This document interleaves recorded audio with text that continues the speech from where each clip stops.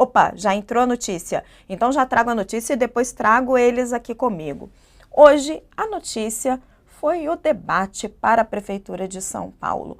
Um debate esvaziado pela ausência dos 3 candidatos que mais estão pontuando nas pesquisas: Ricardo Nunes, o prefeito de São Paulo, Guilherme Boulos, o candidato do PSOL, e José Luiz da Atena, do PSDB, não compareceram por conta dos ataques que vêm sendo feitos por Pablo Marçal. Só quem esteve no debate promovido pela revista Veja, os candidatos que vocês estão vendo na tela: Tabata Amaral, do PSB, Pablo Marçal, que vem provocando todas essas polêmicas, criando esses factóides, o candidato do PRTB, e Marina Helena, do Novo. E como é que foi a história, gente? Foi um debate bem esvaziado pela ausência aí dos 3 candidatos que estão na frente, e foi marcado por Tabata Amaral tentando focar em propostas para São Paulo e Pablo Marçal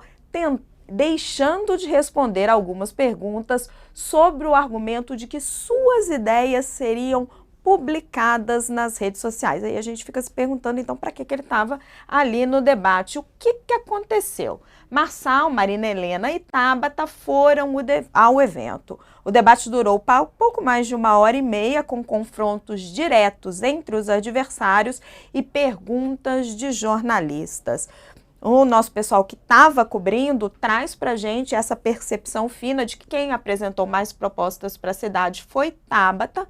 Marçal e Marina Helena também citaram sugestões dos planos de governo, mas no primeiro bloco focaram na crítica à ausência dos adversários e em temas nacionais, como o pedido de impeachment do ministro do STF, Alexandre de Moraes, feito pela candidata do Novo. Marçal disse que as respostas para as perguntas que estavam sendo feitas a ele sobre os problemas de São Paulo estariam em suas redes sociais por pelo menos 3 vezes. Ele usou esse argumento. Isso aconteceu quando ele foi questionado sobre temas como insegurança alimentar e mudanças climáticas. Tabata criticou a postura de Marçal. O que ela falou? A mesma covardia você vê com Marçal, quando ele se recusa a responder, porque deve ter alguém lá pesquisando e formulando a pergunta para ele.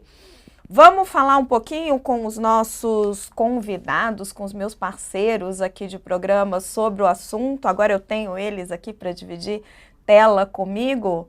Consigo? Ah, pronto, chegaram. Vamos lá? Opa, deixa eu colocar aqui, ficar aqui no meio deles. Leonardo Sakamoto, nosso colunista aqui do UOL. Oi, Léo. Muito boa tarde, querido. Boa tarde, Raquel. Boa tarde, Cláudio. Boa tarde para todo mundo. E o professor Cláudio Couto, é sempre uma honra, professor, conversar com o senhor. Professor Cláudio Couto, cientista político, nos dá o prazer aqui de falar conosco no UOL. Professor, começo com o senhor. Como o senhor avalia a estratégia dos 3 candidatos que estão pontuando melhor nas pesquisas, Guilherme Boulos, Ricardo Nunes e José Luiz da Atena, de não comparecerem a esse debate para não darem palco a Pablo Marçal? Bem, primeiro, boa tarde, Raquel, boa tarde, Leonardo. O prazer e a honra são meus, na realidade.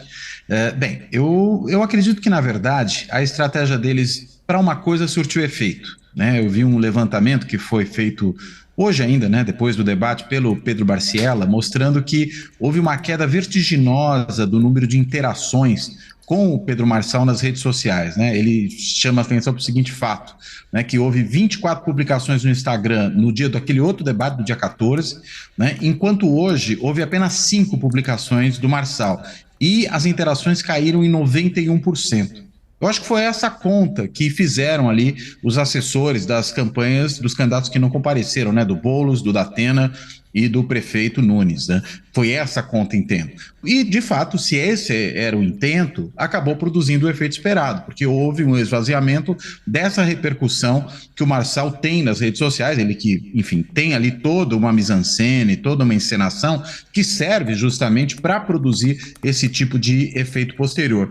Acho que não é à toa, para além, claro, da falta de conhecimento que ele possa ter dos assuntos, que ele direcionou o tempo inteiro as suas respostas para o que ele iria postar posteriormente no seu Instagram. Então, veja que coisa curiosa, né? O sujeito vai a um debate, é questionado, imagina-se que no debate você vai para debater, e aí, consequentemente, você tem que dar resposta, fala, olha, eu não vou responder isso agora, mas olha lá depois, né? Na verdade, é uma fuga também no debate, é a fuga do que foi.